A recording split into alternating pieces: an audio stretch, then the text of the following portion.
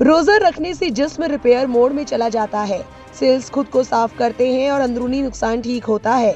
Science ने भी कबूली रोजे की अहमियत, दुबई प्रिंसेस ने भी किया रिएक्ट। आइए बताते हैं आपको पूरी खबर।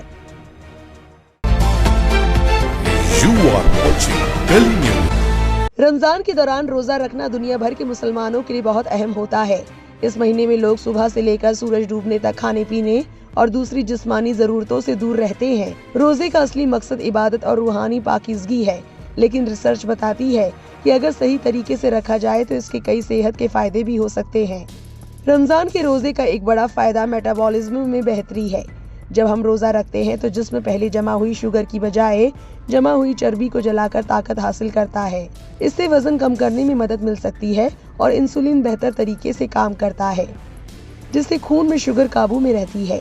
एक स्टडी में पाया गया कि रमजान में रोजा रखने से वजन, BMI और फैट मास में कमी आई और इंसुलिन सेंसिटिविटी बेहतर हुई, यानी इंसुलिन रेजिस्टेंस कम हुआ।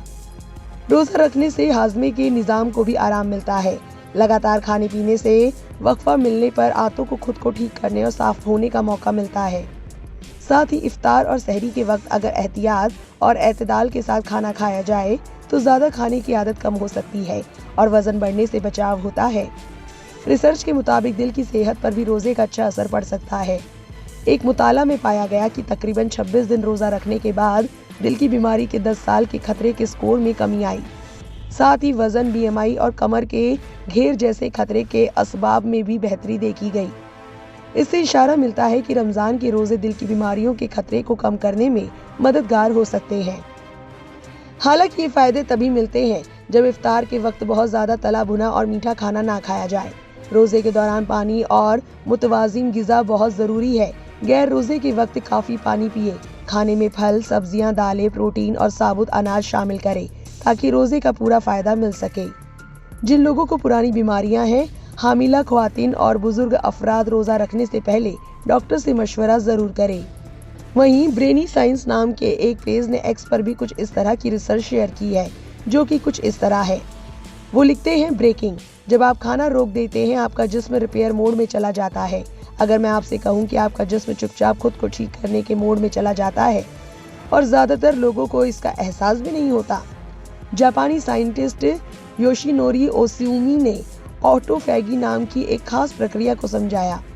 इस प्रक्रिया में आपके सेल खुद को साफ करते हैं और बेकार चीजों को दोबारा इस्तेमाल के काबिल बनाते हैं। हर दिन आपके जिस्म के अंदर थोड़ा थोड़ा नुकसान जमा होता रहता है। पुराने सेल के हिस्से, टूटे हुए प्रोटीन, अंदरूनी कचरा, लेकिन आपका जिस्म इसे यूं ही नहीं छोड़ता। वो इसे तोड़ता है, साफ करता है और फिर से इस्तेमाल करता है। और यहाँ खास बात यह है, जब खाने की कमी होती है तो यह अंदरूनी सफाई का सिस्टम और तेज हो जाता है। जब आप बार बार नहीं खाते तो आपके सेल बढ़ने वाले मोड से निकलकर बचाव और रिपेयर मोड में चले जाते हैं। ये कोई कहानी या बढ़ा चढ़ाकर कही गई बात नहीं है, ये साइंस है। जब आप सो रहे होते हैं, जब आप आराम कर रहे होते हैं, तब आपका जिस्म अंदर ही अंदर खुद को ठीक कर रहा होता है और ज्यादातर लोगों को पता भी नहीं चलता कि ये सब हो रहा है। वहीं इस रिसर्च पर रिएक्ट करते हुए दुबई की प्रिंसेस ने लिखा, इसे रोजा रखना कहते हैं। मुसलमान लोग इसे साल में एक बार पूरे महीने तक रखते हैं और जो ज्यादा पाबंद होते हैं वो हफ्ते में 2 बार भी रखते हैं। इस खबर को लेकर आपकी क्या राय है, कमेंट सेक्शन में जरूर लिखें और ऐसी और अपडेट्स के लिए हमारे चैनल से जुड़े रहें।